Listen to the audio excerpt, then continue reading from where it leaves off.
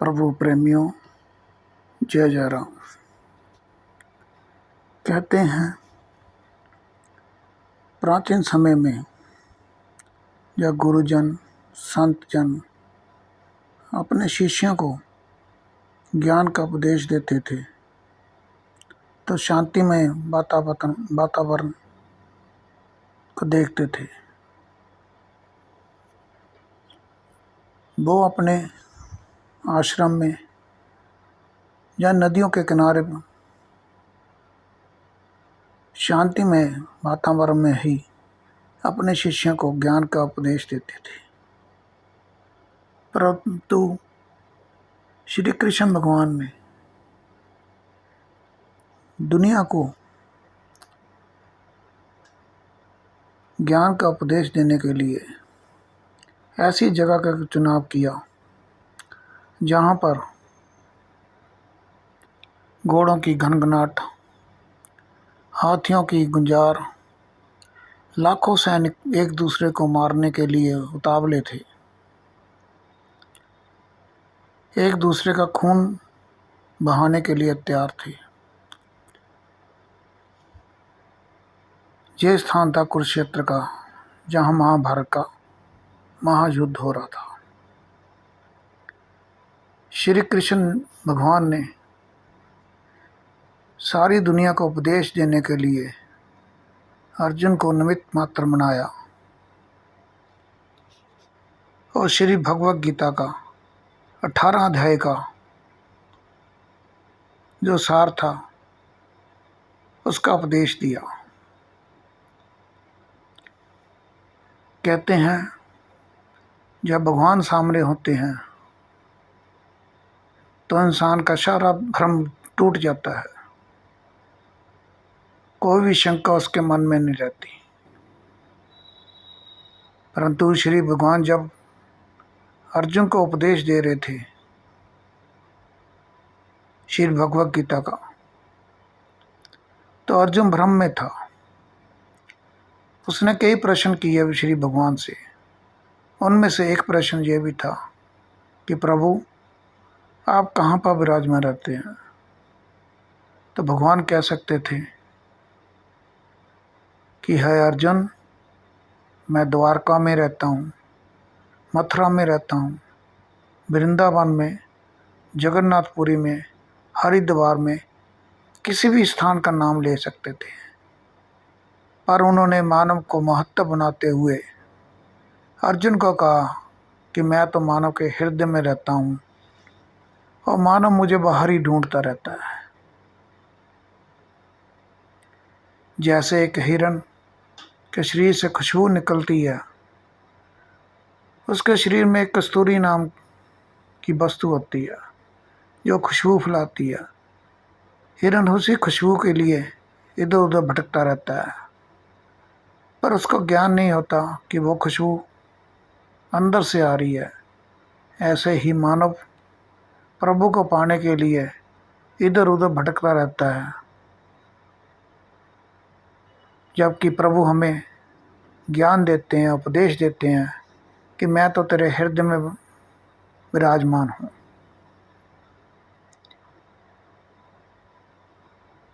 दूसरे में कर्ण ने पूछा कि हे केशव, हे प्रभु, मेरा क्या कसूर था कि जन्म से पहले ही मेरी माता ने मुझे त्याग दिया। जब बड़ा हुआ तो गुरु द्रोणाचार्य ने मुझे गुरु विद्या देने के लिए मना कर दिया क्योंकि मैं क्षत्रिय न था। द्रौपदी के स्वयंवर में भी मेरा अपमान किया गया।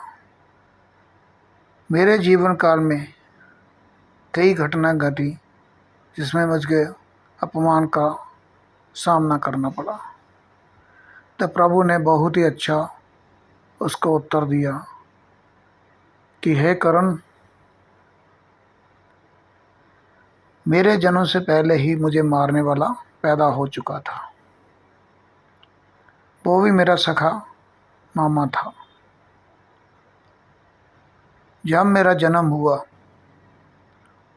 तो वो भी कारावास में हुआ। उसी समय मुझे अपने माता पिता को छोड़ना पड़ा। गाय चराकर मैंने अपना निर्वाह किया, गाँव का गोबर उठाया। असुर मुझे मारने को तैयार थे। जन्म मैंने कहीं लिया और पालन मेरा कहीं और हुआ।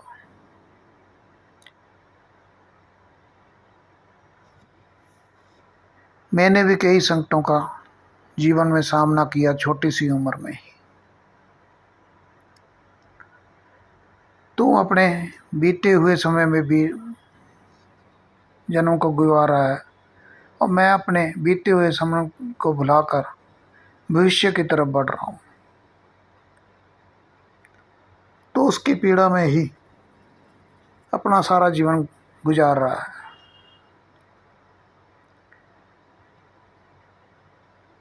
करण अपने बीते हुए समय को ही हर समय याद करता हुआ, उसकी पीड़ा का दर्द सहता हुआ, अधर्म के रास्ते पर चलकर महायुद्ध में युद्ध जो महाभारत का हुआ उसमें अकाल मृत्यु को प्राप्त हुआ। श्री भगवान हमें यही उपदेश में ज्ञान देते हैं कि अपने बीते हुए समय को बुलाकर भविष्य की ओर बढ़ जाओ। जो बीते समय में पीड़ा मिली है उससे ज्ञान प्राप्त करो, उस गलती को सुधारो और आगे की तरफ अपने कदम बढ़ा दो। आप सबको पता ही है कि शिशुपाल उनका भुआ का भाई था। भविष्यवाणी छोटी उम्र में ही हुई थी कि श्री कृष्ण के हाथों शिशुपाल का वध होगा। भुआ बड़ी चिंतित हुई उनकी।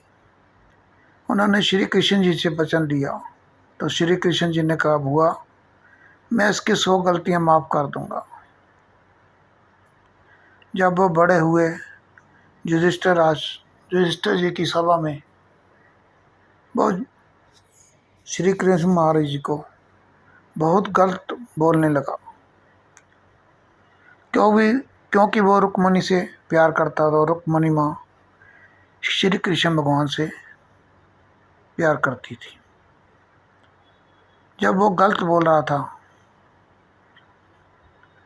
तो बलराम जी को बहुत गुस्सा आया, पर श्री भगवान ने अपना वचन निभाने के लिए जो भुआ को दिया हुआ था उनको शांत किया।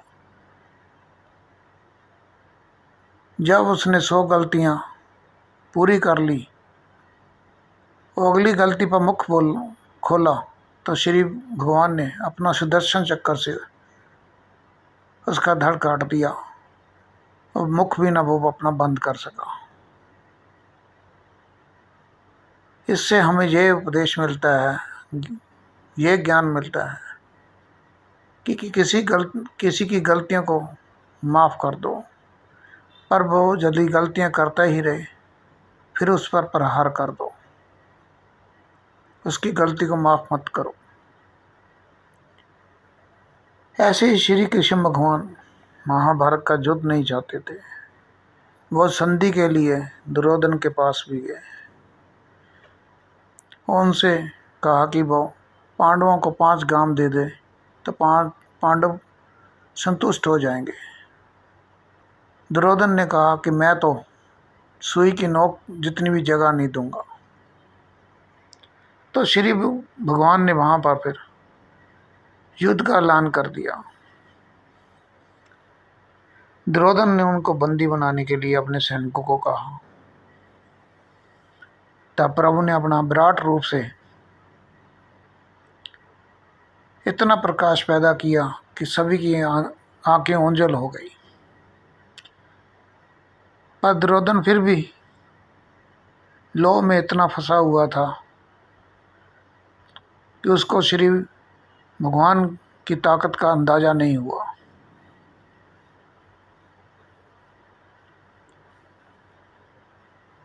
युद्ध से पहले दुर्योधन और अर्जुन श्री भगवान के पास गए उनसे सहायता मांगने के लिए। दुर्योधन पहले पहुंचा। श्री भगवान विश्राम कर रहे थे और दुर्योधन उनके मुख के पास जाकर बैठ गया। अर्जुन भी आया। वो अर्जुन आकर उनके पाँव के पास बैठ गया। उसने देखा कि प्रभु विश्राम कर रहे हैं। जब श्री भगवान की आंख खुली तो सबसे पहले उनकी निगाह अर्जुन पर पड़ी। तो दुर्योधन बोलने लगा कि केशव, सबसे पहले मैं आया हूँ आपसे सहायता मांगने के लिए। तो श्री भगवान ने कहा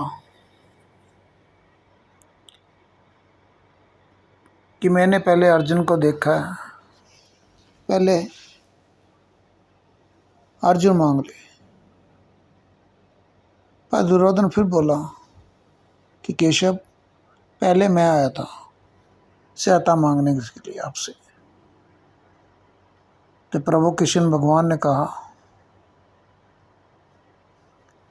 कि आपके पास दो चॉइस हैं।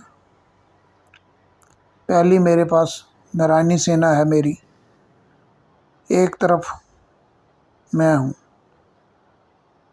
पर मैं युद्ध में अपना हथियार नहीं उठाऊंगा। इसलिए पहले मैंने अर्जुन को देखा, पहले अर्जुन मांग ले।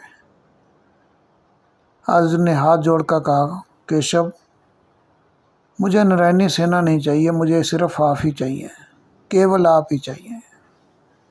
दुर्योधन खुश हो गया। सोचने लगा कितना मूर्ख है कि केशव को मांग के इसने गलती कर ली। केशव तो हथियार भी नहीं उठाएंगे। उसने कहा, दुर्योधन ने, कि प्रभु ठीक है, मैं आपकी नारायणी सेना ही ले लूँगा। और बहुत खुश हुआ। परिणाम तो युद्ध का उसी टाइम समय निकल गया था जब अर्जुन ने श्री नारायण से उनसे अपने आप को मांग लिया था और वो युद्ध जीत चुका था। कहते हैं कि आपको क्वांटिटी नहीं क्वालिटी देखनी चाहिए। आज भी के युग में हम क्वांटिटी देखते हैं, क्वालिटी की तरफ ध्यान कम देते हैं।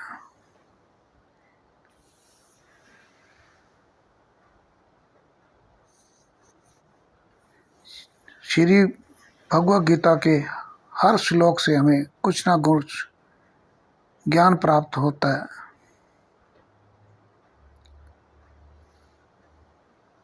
आपको जो मेरी बात अच्छी लगी हो उसको लाइक कर देना, सब्सक्राइब कर देना और कमेंट द्वारा बताना। अगली बार फिर ज्ञान की बातें चैनल पर कुछ ना कुछ ज्ञान की बात लेकर आऊँगा, आपके प्यार भरे भाव के साथ। जय श्री राम।